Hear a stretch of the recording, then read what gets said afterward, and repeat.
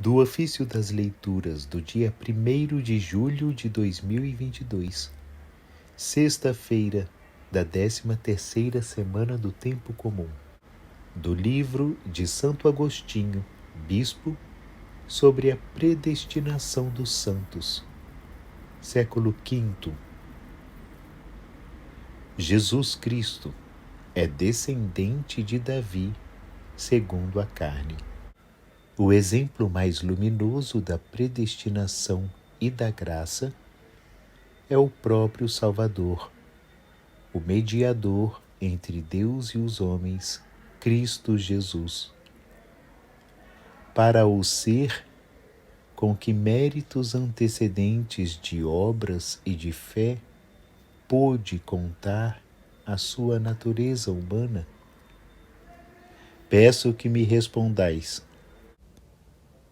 Aquele homem assumido pelo Verbo, eterno com o Pai na unidade da pessoa, como mereceu chegar a ser Filho unigênito de Deus?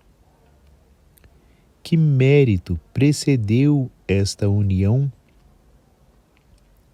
Que realizou antes? Em que acreditou? Que pediu para atingir tão inefável dignidade? Não foi, porventura, logo no início da sua existência, que este homem, criado e assumido pelo Verbo, começou a ser o Filho unigênito de Deus? Seja, portanto, bem claro para nós que é em Cristo, nossa cabeça, que está a fonte da graça, donde se difunde para todos os seus membros, segundo a capacidade de cada um deles. É pela graça que, desde o início da sua fé, o homem se torna cristão, como foi também pela graça que aquele homem, desde o início da sua existência, se tornou Cristo. Do mesmo Espírito de que Jesus nasceu, também o homem renasceu. O Espírito que o preservou de todo o pecado é o mesmo Espírito que opera em nós a remissão dos pecados. Deus sabia perfeitamente de antemão o que havia de realizar. Nisto consiste a predestinação dos santos, que teve o seu máximo esplendor no Santo dos Santos.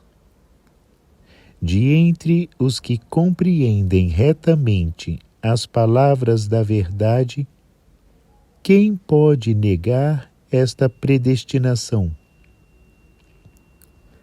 Nós sabemos de fato que o próprio Senhor da Glória foi predestinado na medida em que, sendo homem, se tornou Filho de Deus.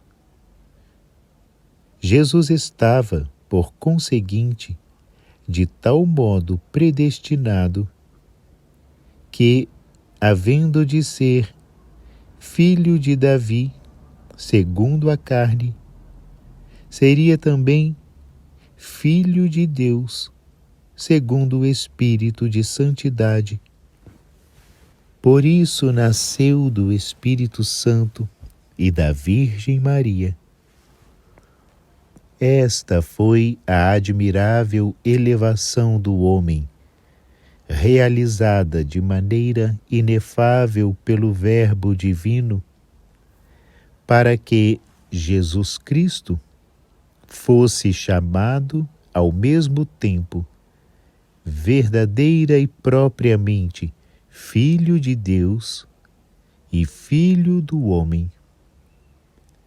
Filho do homem pela natureza humana assumida e Filho de Deus, porque o unigênito de Deus a assumiu.